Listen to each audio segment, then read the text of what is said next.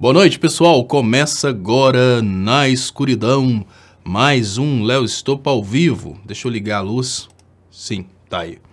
Começa agora mais um Léo Stoppa ao vivo. Eu queria agradecer vocês pelas participações. Eu queria só esclarecer que essa semana eu estou realmente chegando numa etapa aqui da obra que está muito cansativa e por isso eu estou fazendo a transmissão a partir das 11, que é normalmente o horário que a maioria das pessoas chegam normalmente, e eu queria dizer que na semana que vem provavelmente as coisas já melhoraram de tempo e eu volto a fazer o programa no horário normal. Deixa eu começar já, sem muitas lenga-lengas, agradecendo aqui as primeiras participações da noite. Maria Fátima, boa noite de Anápolis, Goiás. Fora Caiado, fora Bozo, Lula livre. Roberto Braga, boa noite, Stoppa, boa noite, Roberto Braga. Paulo Costa, boa noite, amigos, boa noite, Paulo. Políticos não me enganam mais, só os que vivem nessa bolha em que vivem os seguidores de Luladrão. Que bonito, ele sabe escrever Luladrão. Olha que coisa extremamente opressora. Você também sabe escrever Nine? Não escreve com A, tá? É porque os procuradores da Lava Jato são pessoas extremamente cultas e conhecedoras da língua inglesa.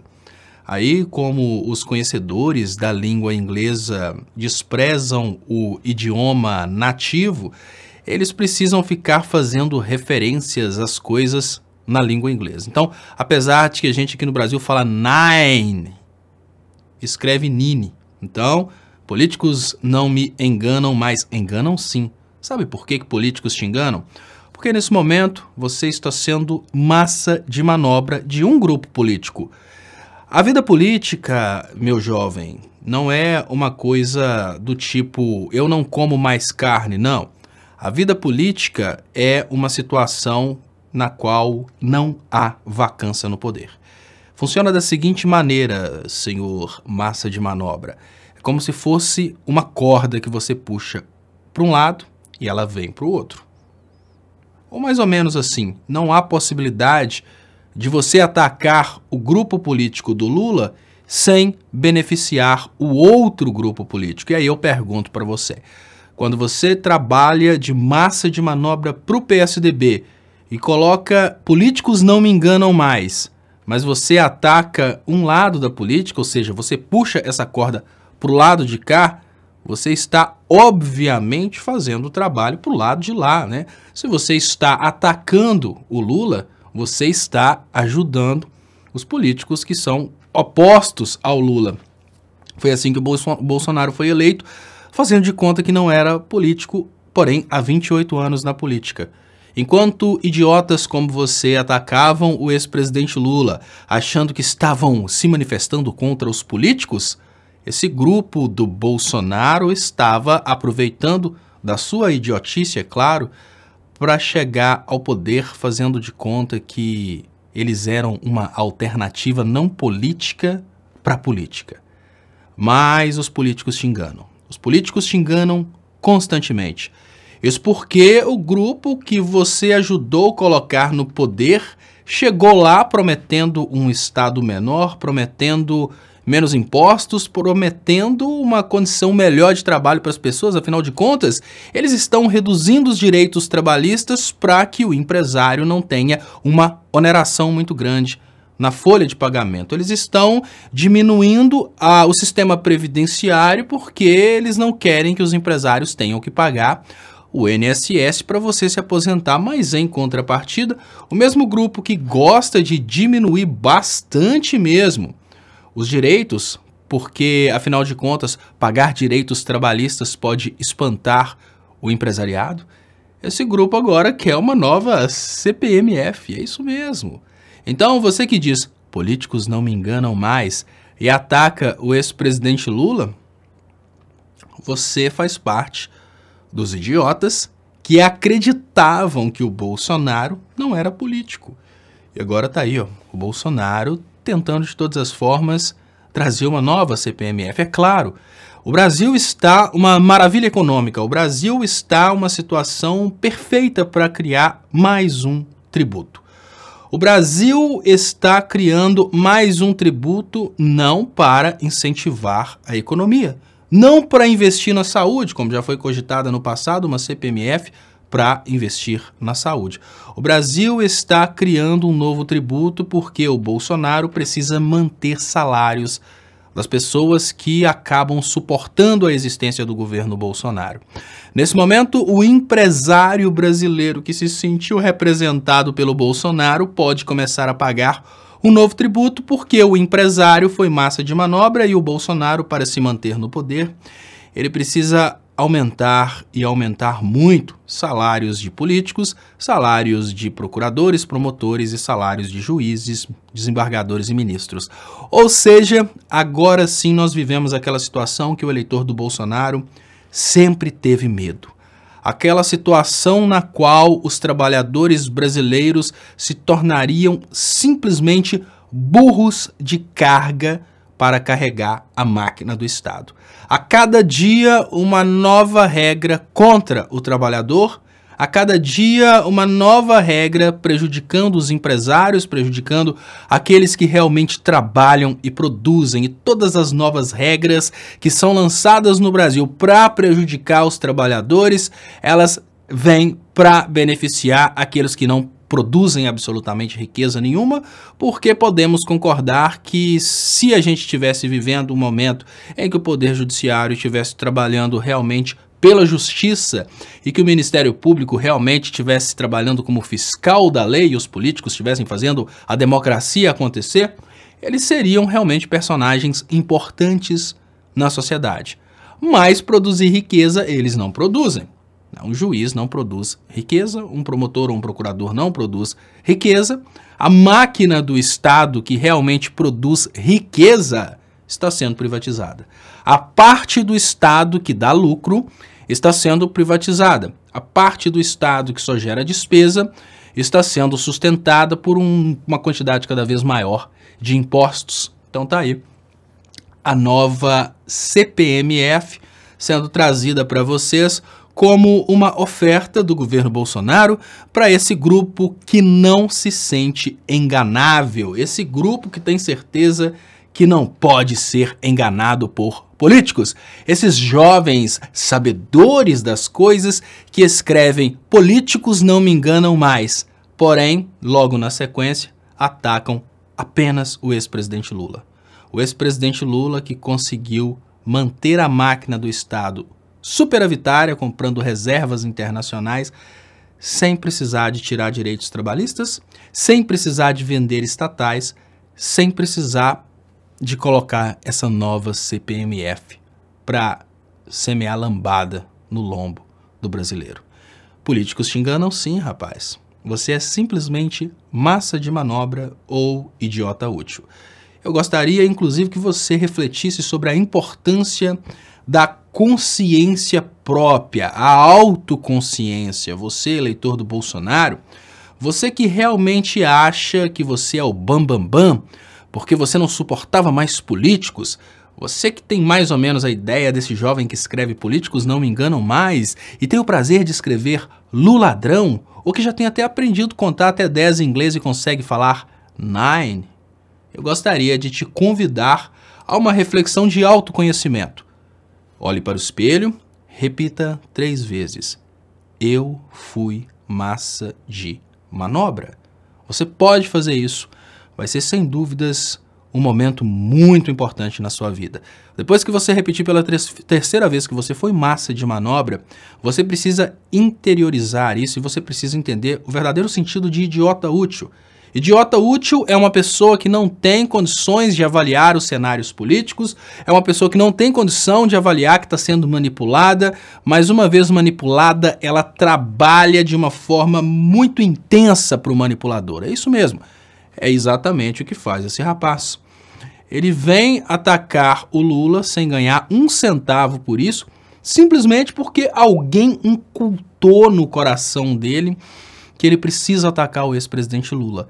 E olha, o nome do perfil é "Políticos não me enganam mais", e ele vem aqui atacar o Lula como se ele não estivesse beneficiando o grupo político que colocou o Lula na cadeia. Então, ou seja, políticos enganam esse rapaz. E aí, Quando esse rapaz entender que ele é o idiota útil e repetir também na frente de um espelho 3 vezes, eu sou o idiota útil. Eu sou o idiota útil. Na terceira vez, a ativo vai falando, eu sou o idiota útil. Uma força cósmica vai tomar seu corpo e um órgão do seu corpo que não é utilizado há muito tempo. Não estou falando de órgão sexual, não. Estou falando desse órgão que você parou de usar porque você acabou entregando a responsabilidade de pensar para outros. O seu cérebro pode começar a funcionar. E no momento que o seu cérebro começar a funcionar, você vai entender que você não tem que ficar feito idiota na internet lutando pelos interesses dos outros. Você tem que lutar pelos seus interesses. Olha, eu posso dizer para vocês que se eu fosse um banqueiro bilionário, talvez se eu fosse da família Rockefeller, eu não teria sequer conhecido pobres e eu estaria, obviamente, lutando pelo liberalismo. Afinal de contas, a meritocracia teria me dado bilhões logo no nascimento. Talvez, se eu fosse um cara bilionário, eu estaria realmente lutando pelo fim dos tributos, pelo fim da educação pública, pelo fim da saúde pública. Mas eu sou pobre. E pobre de direita é uma coisa muito estranha. Por que eu sei que é uma coisa estranha? Porque eu uso o meu próprio cérebro. Eu não penso com o cérebro dos outros. Eu não escuto um Aécio Neves falando que, olha, tudo que você conseguiu é o seu esforço. O governo não fez nada. Sabe por que eu não escuto isso? Porque eu estive num cenário, por exemplo, quando eu morei na Inglaterra, em que a conjuntura política me dava condições de ter um salário muito maior do que o salário que eu ganho hoje no Brasil. Eu estive num cenário, lá na África, quando eu fui fazer um documentário na África, no qual eu percebi pessoas trabalhando 10 vezes mais que os brasileiros para conseguir comida no final do dia. Então a conjuntura política é absolutamente tudo.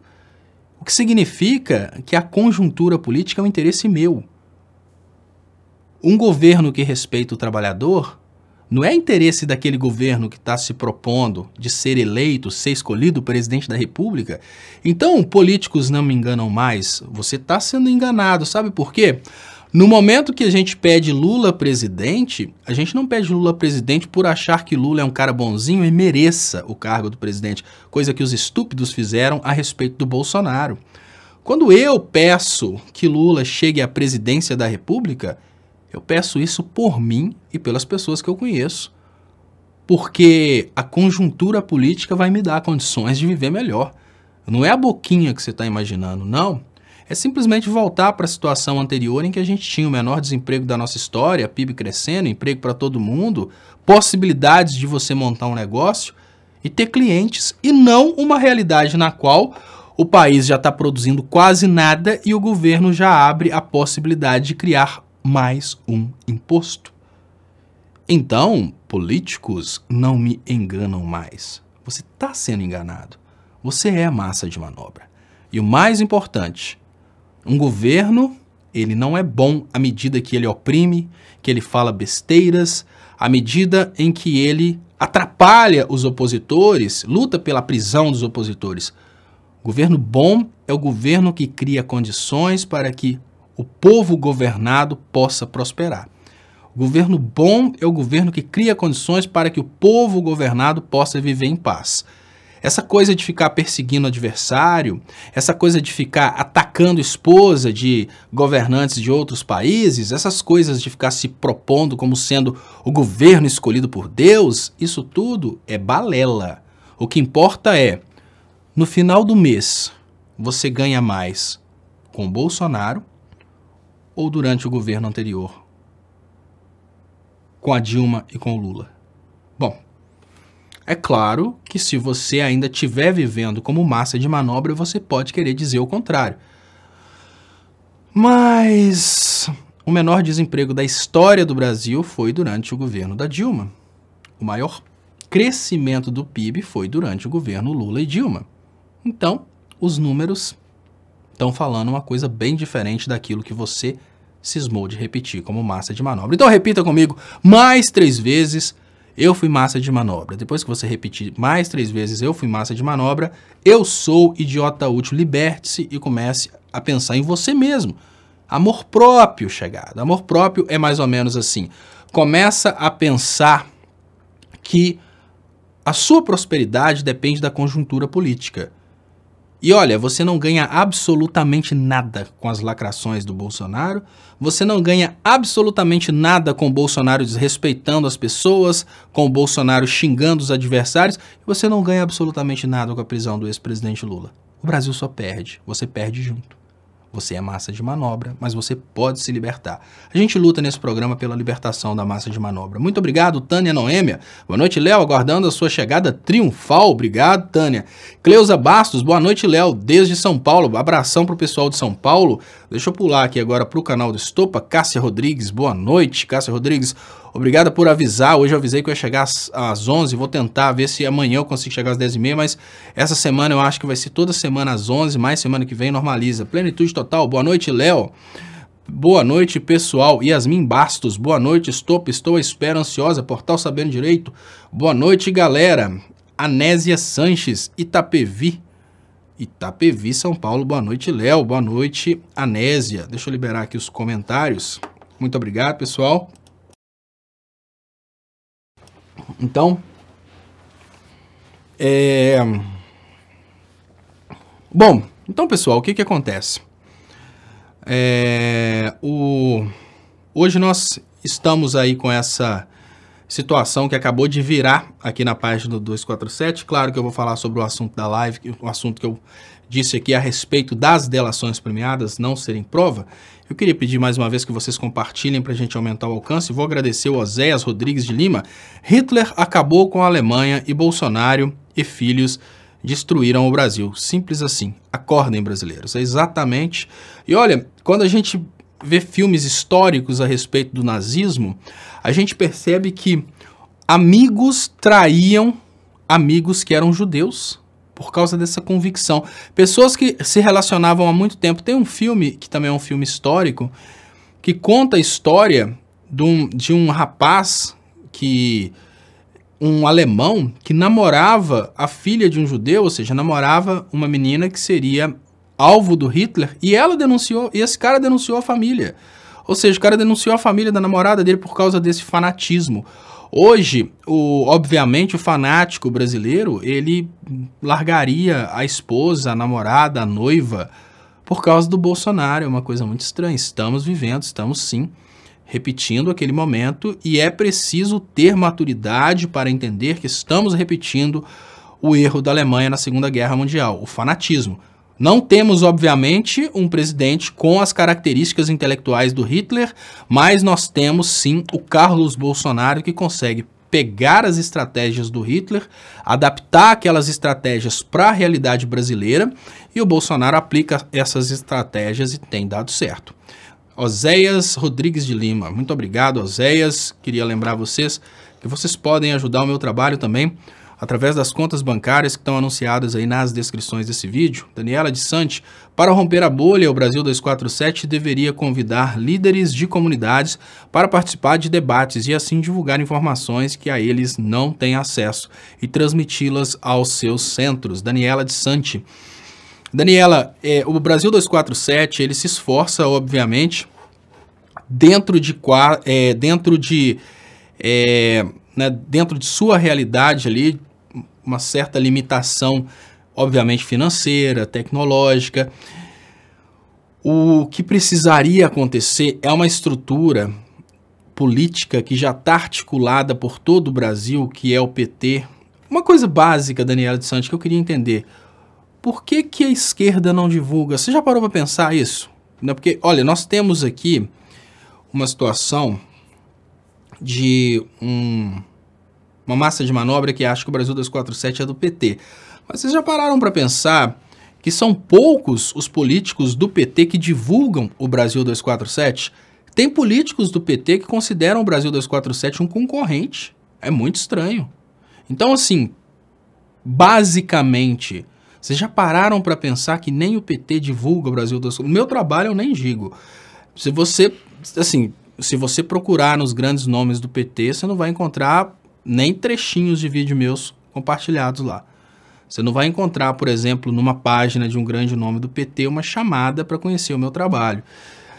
Então, eu acho que tem aí uma certa percepção de concorrência. Eu acho que quando um deputado do PT olha eu fazendo esse trabalho, não digo todos, é claro, mas eu acho que quando os políticos veem as pessoas de esquerda na internet fazendo esse trabalho, eles acabam enxergando como concorrentes. Eu cheguei a falar sobre isso uma vez, eu fiz até uma comparação, e eu dei nomes só para fazer a comparação, mas não dizendo que essas pessoas são assim. Mas imagina o seguinte, vamos imaginar a realidade do João Dória, né? Vamos pensar numa realidade em que de um lado a gente tem o João Dória, de outro lado a gente tem o Lindenberg.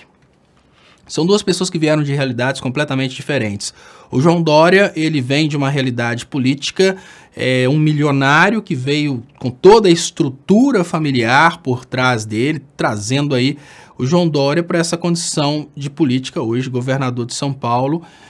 Já o Lindenberg, ele conseguiu ser senador, mas veio de uma realidade completamente diferente, do movimento estudantil. Então, assim, perto do João Dória, o Lindenberg é pobre. Então, essa é a realidade. Se eu faço um trabalho, entre aspas, de direita, o que o João Dória vai pensar? O João Dória, como um grande investidor e tal, ele vai olhar e vai falar, olha, esse cara é bom para o meu time. Esse cara é interessante, eu quero esse camarada me ajudando. Então o João Dória vai criar condições para que eu tenha mais visibilidade. O João Dória vai criar condições para que eu consiga realmente crescer, porque eu estou apoiando a causa dele, que é a causa dos banqueiros, é a causa dos ricos. Em contrapartida, se eu faço um trabalho de esquerda, obviamente o João Dória vai me ver como sendo um opositor e o Lindenberg não vai me ajudar como o João Dória ajudaria. Por quê? Porque o Lindenberg, ele não consegue me ver como uma pessoa que está integrada à mesma causa. Volto a dizer, eu estou falando do Lindenberg, é só porque o Lindenberg tem essa história de vida do movimento estudantil. Não tem nada a ver com a personalidade dele, é só uma contextualização. Então, o que o Lindenberg vê no Leonardo Stolpa? Olha, isso é mais um camarada que está vindo lá de baixo para disputar um cargo na política comigo. Ele não me vê como um parceiro que está lutando por uma causa. A esquerda tem esse problema. A esquerda não consegue ver aqueles que estão chegando como sendo companheiros para lutar na mesma trincheira. A esquerda vê os que estão chegando como sendo pessoas que estão disputando espaços que antes eram deles. Então aí o que eu consigo perceber através disso é que a esquerda, caso ela não mude realmente de mentalidade, ela está afadada ao fracasso, porque ainda que o Bolsonaro consiga aniquilar a percepção a respeito da ultradireita, um Dória pode chegar como sendo uma alternativa ao Bolsonaro, mas uma alternativa que vai fazer de conta que é uma alternativa sadia, uma alternativa inteligente.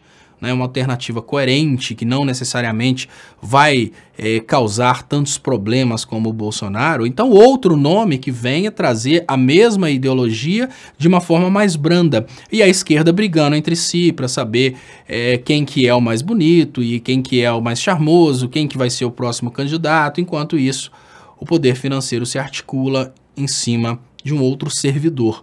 Benedito José Bernal confundem welfare state com prática comunista. Daí porque tantos posts sobre socialismo acerca de Lula e PT. Benedito José Bernal, você fala uma coisa que eu considero importantíssima, que é exatamente a ideia de que sem educação política a gente não consegue mudar absolutamente nada. Veja bem, olha,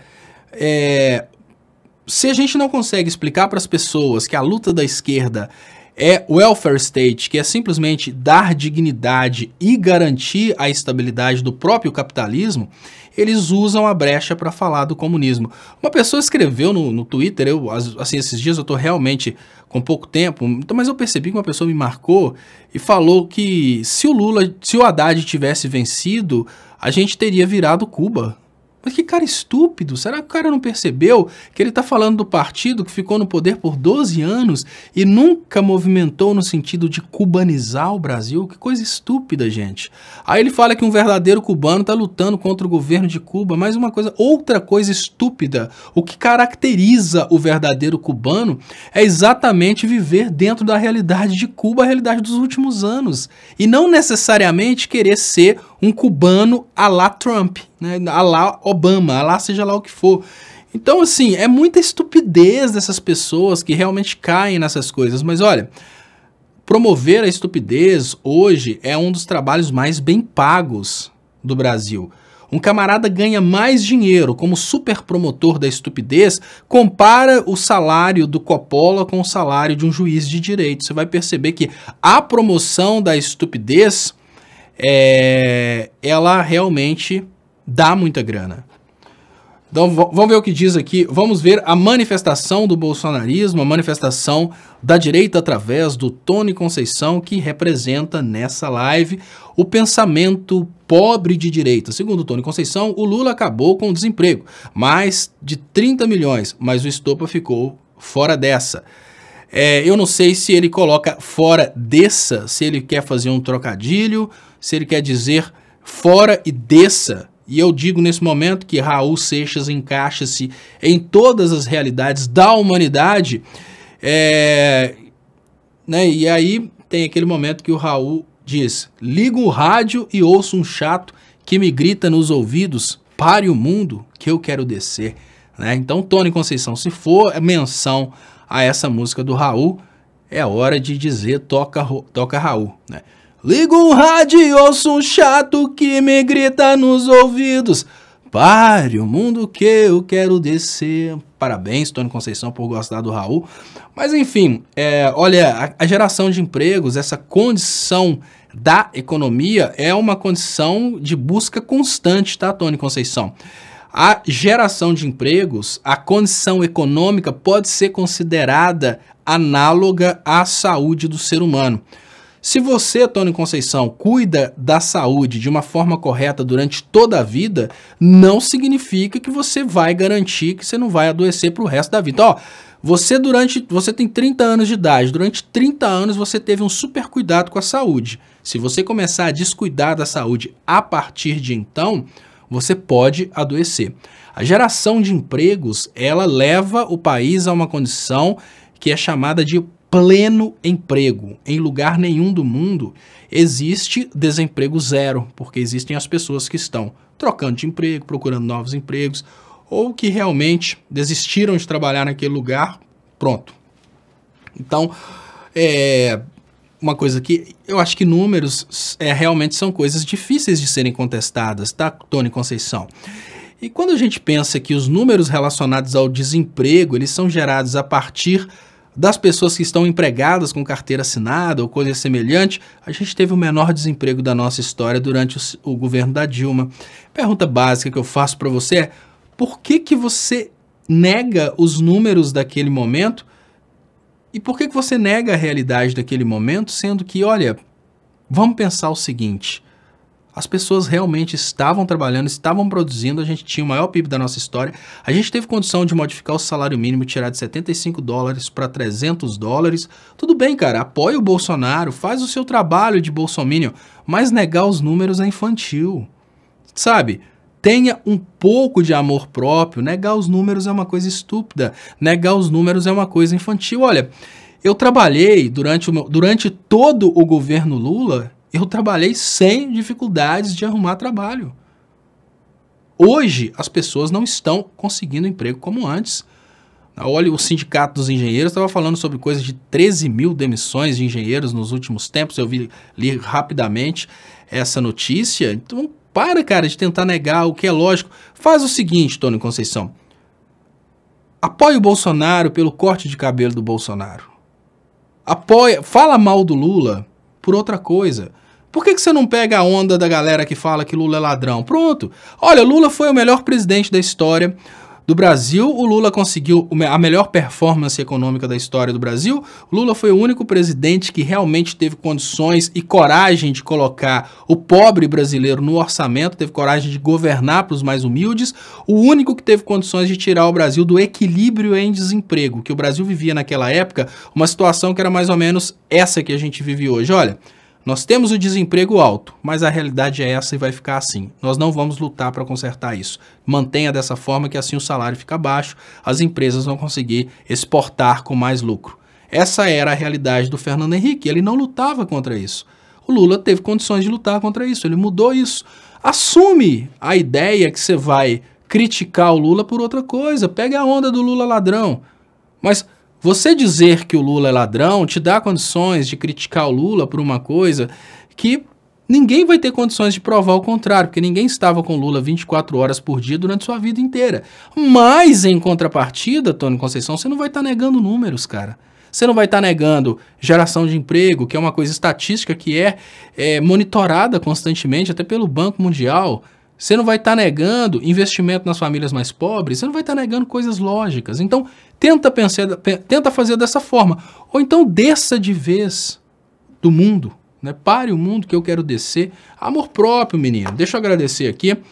Solange Soares. Léo, é triste e real essa situação, mas esse problema não é só da esquerda, é do ser humano. Ela fala sobre a questão da vaidade. É o egoísmo, por medo de perder o que acha que conquistou. Exatamente, olha. Hoje eu percebo, Solange Soares, que existe sim esse desespero fortíssimo aí no grupo da esquerda, esse medo de que de repente eles tenham concorrentes na comunicação social, e realmente, né, muitas pessoas da comunicação social acabam indo para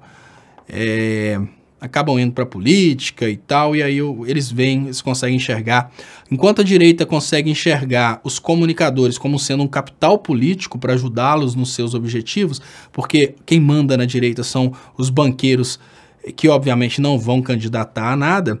Na esquerda a gente tem uma situação diferente, os políticos conseguem ver os comunicadores como obstáculos. Deixa eu liberar aqui. Eu queria lembrar vocês que vocês podem ajudar meu trabalho através das contas que estão anunciadas aí nas descrições desse vídeo. Léo, o que será que o psicopata do Carluxo vai fazer em Brasília? Organizar o golpe? O Carluxo é o sucessor do Bolsonaro na falta do Bolsonaro. Eles não deixam o Mourão governar. É uma coisa muito estranha como que o Brasil chegou nessa situação, né? O vice-presidente é o Carluxo.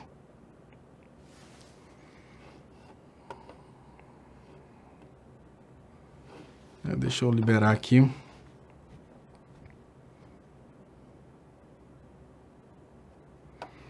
Viva a Vida fala, na época do FHC, os trabalhadores com 35 anos, em média, já estavam obsoletos e não havia oportunidade de emprego. E o Ternobil dá uma manifestação relacionada a emprego, mas como o Ternobil não está ainda na idade de trabalhar, não conhece o que é pôr a mão numa ferramenta para trabalhar, eu não vou nem comentar. Mas daqui a uns anos, bom, isso não vai acontecer mais porque o Brasil não gera emprego. Mas se você tivesse a oportunidade de trabalhar um dia, Ternobil, você entendeu o que a gente está querendo dizer. Mas pode ficar tranquilo que o Brasil não vai gerar mais empregos enquanto o Bolsonaro estiver lá. Aí você não vai conseguir experimentar um dia o que é trabalhar, o que é a expectativa de nunca ter direitos trabalhistas. Então, né, e ele fala, Léo, tem 43, mentira. Se você tivesse 43 anos, você não estaria escrevendo tanta bobagem, porque quem tem 43 anos conheceu a época do Fernando Henrique, conheceu a transição e sabe muito bem a diferença do antes e o depois. Então, ou o Ternobil, ele trabalhou numa campanha do Aécio Neves e foi derrotado e ficou bravinho, ou então o Ternobil é o Delgado, pode ser que o Ternobil seja o Delgado, o caso do Delgado é aquele camarada que perdeu a namorada para o médico cubano, né? Porque não tem lógica isso não. Não tem lógica isso não. Mas enfim. Deixa eu ver aqui como é que estão os comentários. Léo, o pato do Dallagnol e o Marreco já era para estar solto. O pato do Dallagnol e o Marreco. Não, eles eram para estar presos, né? Porque a situação que a gente está vivendo é bem complicada. Imaginar que os caras conseguiram destruir tudo. Eu vou falar com você sobre essa questão aqui, olha só. O cerco se fecha. Muito obrigado, Solange Soares. Ela escreve, entendi a diferença. Gratidão, Léo. Obrigado, Solange. Eu que agradeço pela ajuda, né? Obviamente, muito importante para o crescimento dos canais. E o Ternobil fala que adora a live. Não fala assim, olha, Ternobil.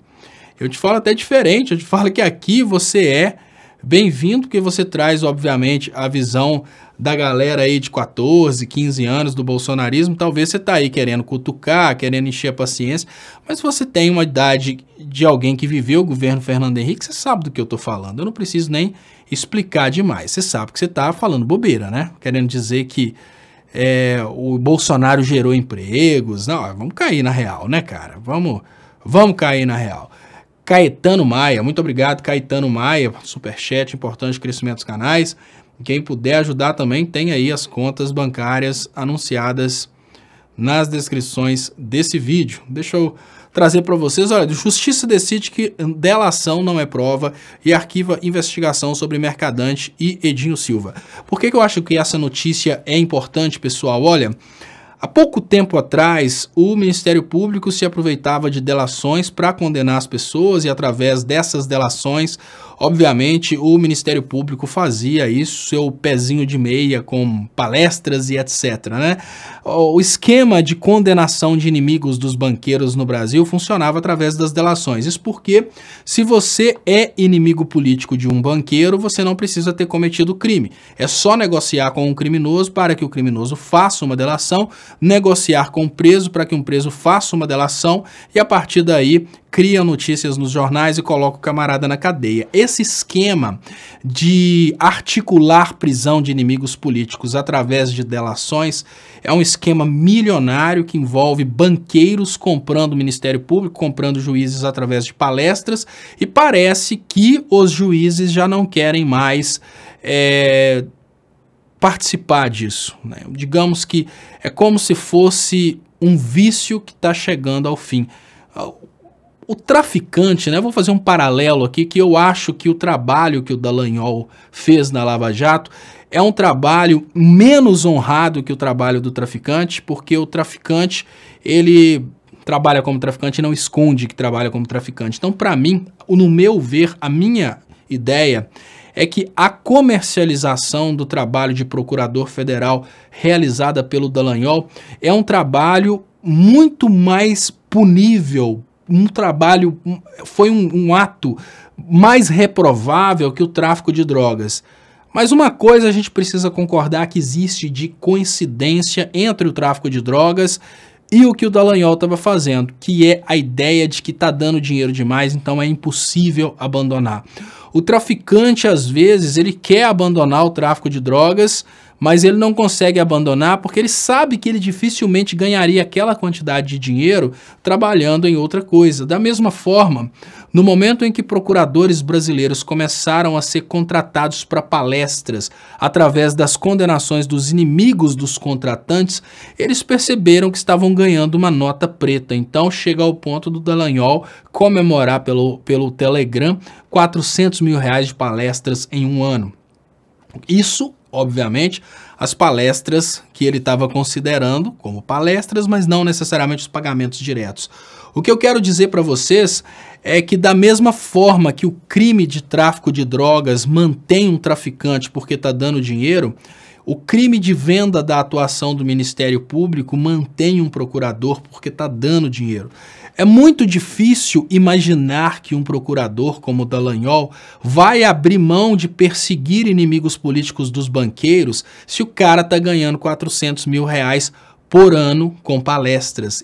Claro que ele vai querer manter essas palestras. Só que no momento em que os juízes começam a perceber que isso está uma coisa muito feia e os juízes passam a não aceitar a delação premiada como prova, e olha, a delação premiada não pode ser aceita como prova sem um elemento probatório. Isso é uma coisa que já está clara, mas eles estavam fazendo diferente porque, obviamente, isso estava dando grana. Só que esse ato dos juízes de definirem que delação não é prova, isso pode ser um banho de água fria, porque isso acaba com o tráfico esse modelo de tráfico que eu estou falando, que alguns procuradores do Ministério Público estão cometendo, que é ser pago por palestras para condenar os inimigos dos contratantes de palestras. Porque agora existe uma possibilidade muito grande que mesmo que o Ministério Público consiga criar uma delação para conseguir acusar o inimigo dos banqueiros,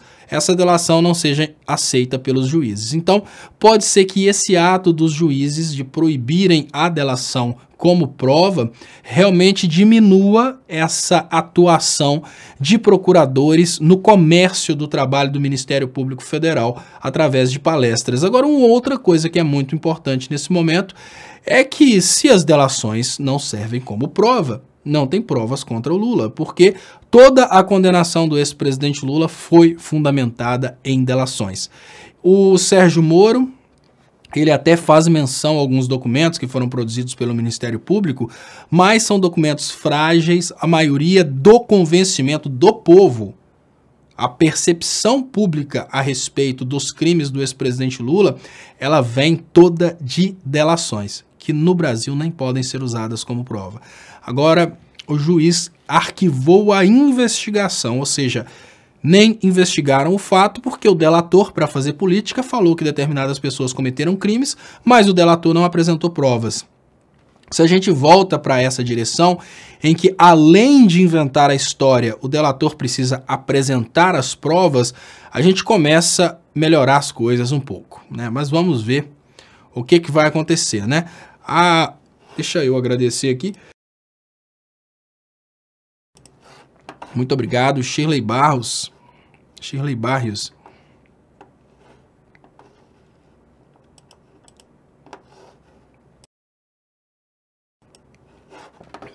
Bom, eu tô vendo que o Edson Nogueira fala, vamos falar do Jean Willis lecionar em Harvard. É muito interessante que é exatamente o diploma que o Dallagnol apresenta, né? Virou praticamente o diploma mais desejado dentro do mundo coxinha, e agora quem estará lecionando em Harvard é o Jean Willis. Léo, por que nos últimos tempos está tendo muito suicídio? Por que será? Paulo Araújo tem um trabalho muito interessante que é eu acho que é do Bourdieu, Pierre Bourdieu, sobre o suicídio, né, sobre o rate de suicídio. Hoje nós temos uma situação de quebra generalizada da economia e as pessoas que não têm condições de entender que o Brasil acabou e que eles vão ficar pobres, é por isso que eu falo. Sabe que essa pergunta que o Paulo Araújo traz, obviamente o aumento do suicídio está conectado sim ao fracasso econômico do Brasil, e essa situação de aumento do suicídio conectado a isso tudo, ela traz para a gente uma mensagem. Os pobres sofrem menos com o fracasso econômico do país do que os ricos. Os ricos não estão preparados para cair vários degraus, como os pobres estão talvez no primeiro degrau, cai um degrauzinho ali, eles acabam aceitando a situação e pronto. Deixa eu ver uma outra pergunta. Léo, por que o Ciro Gomes é contra o Lula? Então, Shirley, olha, esse caso do Ciro Gomes é um caso interessante para ser falado, porque muitas pessoas simplesmente pegam a coisa superficial, né?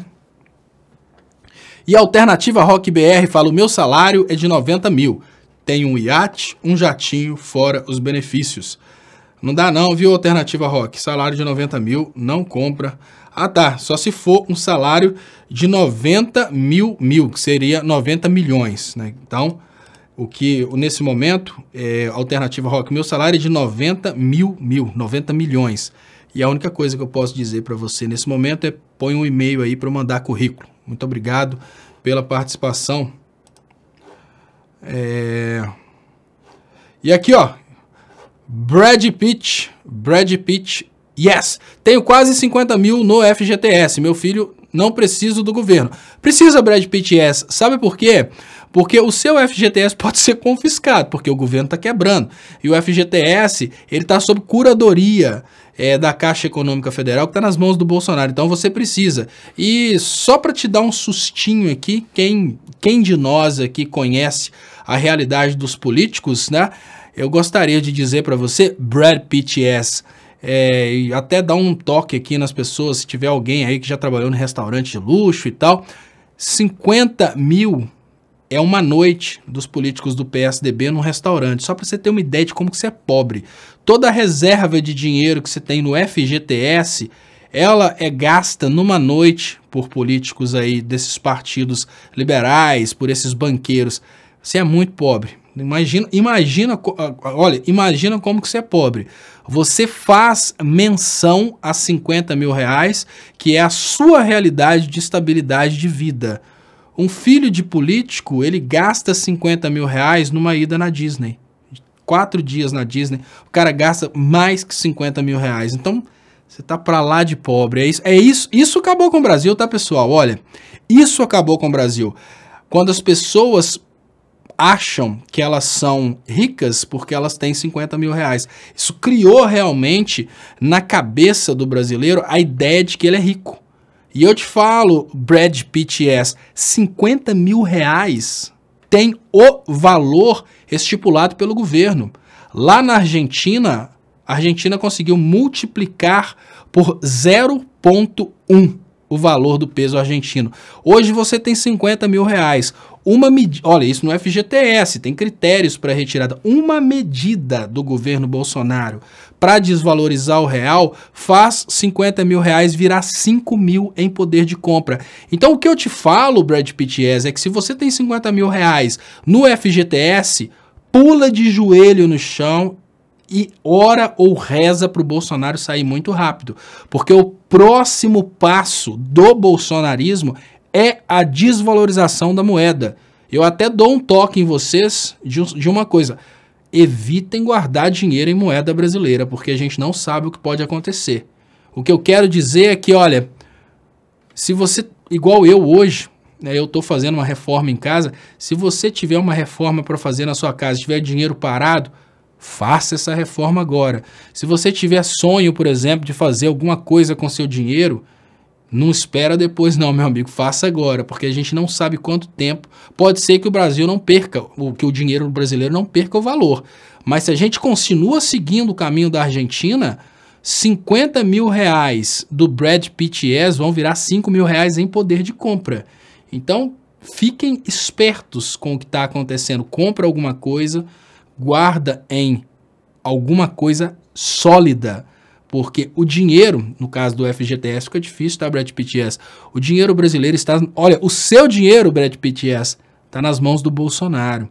Então, só de falar que você não depende do governo, você falou a coisa mais estúpida do mundo.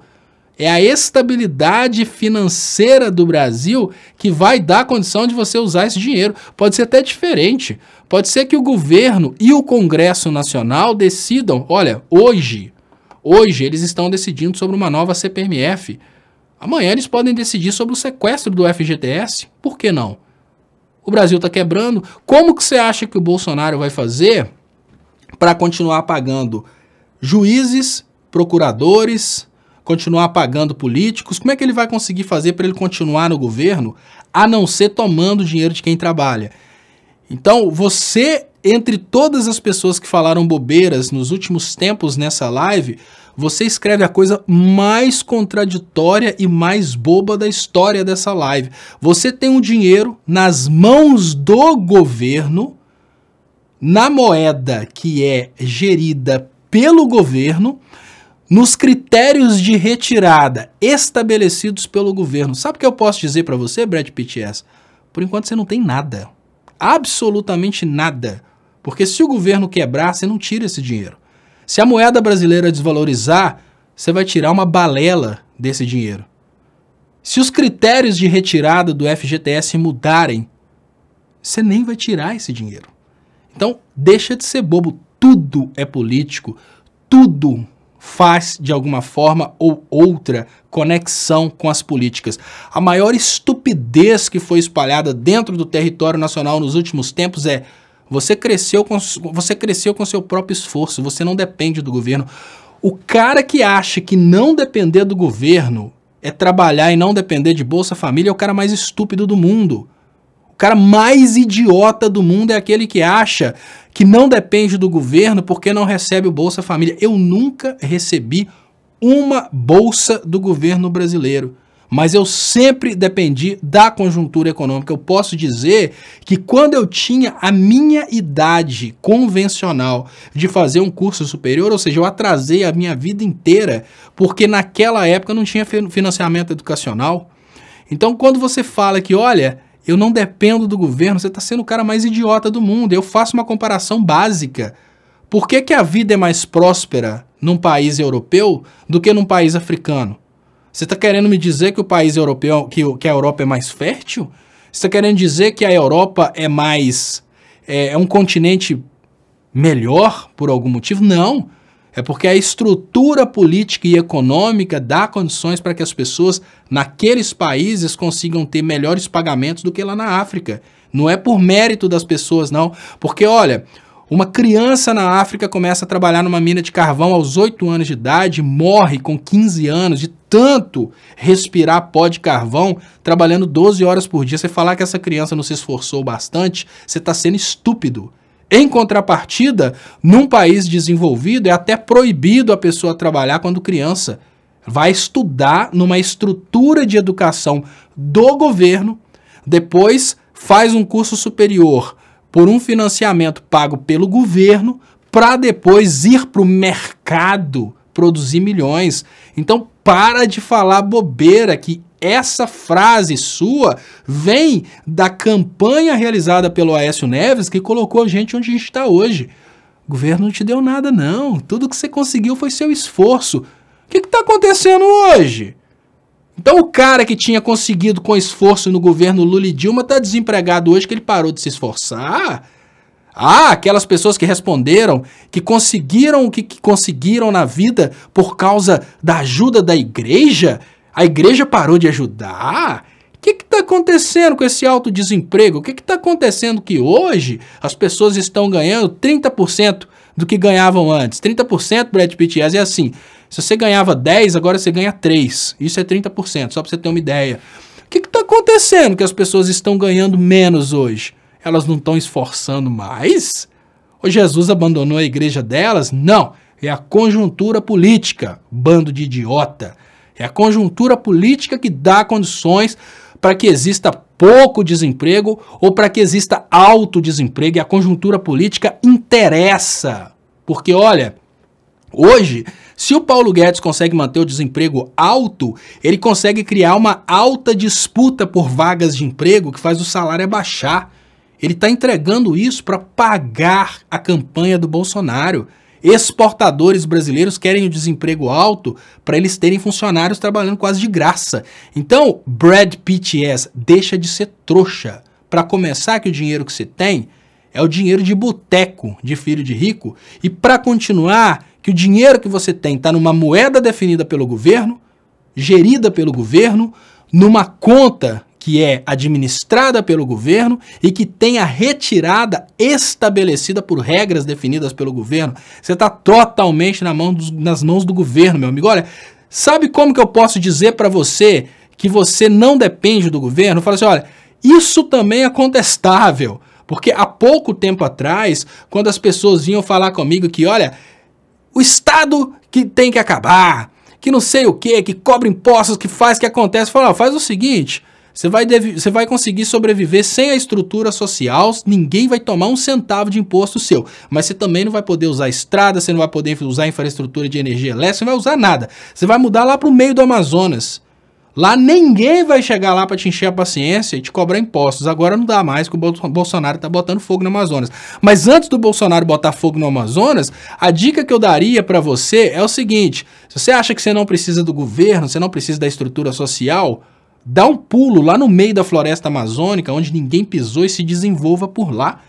O cara que acha que não... porque tem idiota que foi conduzido a pensar que o governo é necessariamente o político que está por trás do controle das... Não!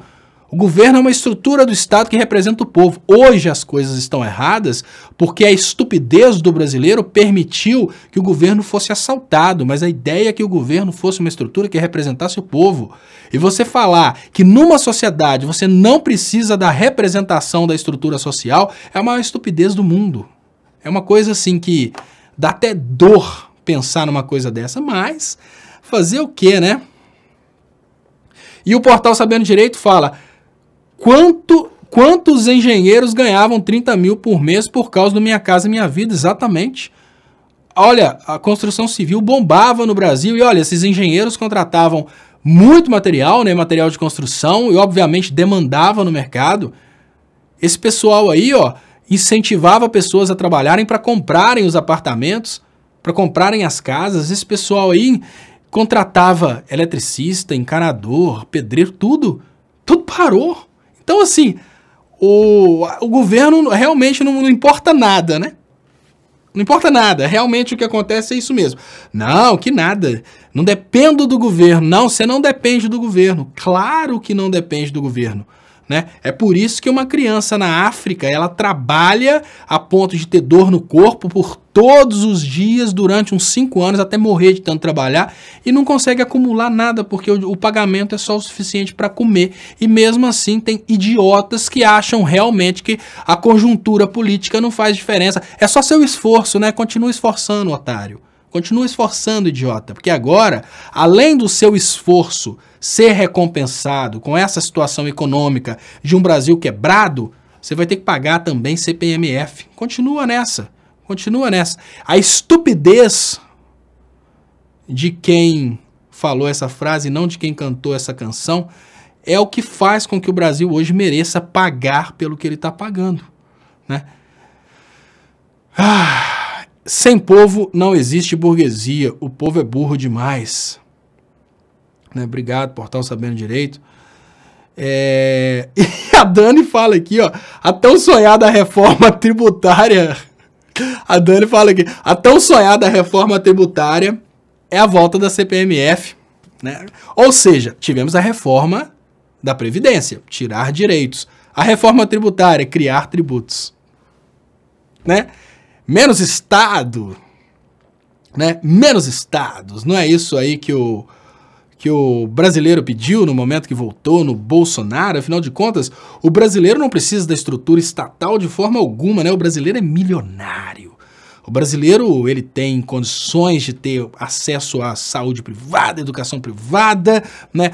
Serviço aí de defensoria pública, tudo isso não é desnecessário, porque o brasileiro, ele tem muita grana. Então, né, é isso aí. E por que o brasileiro tem muita grana?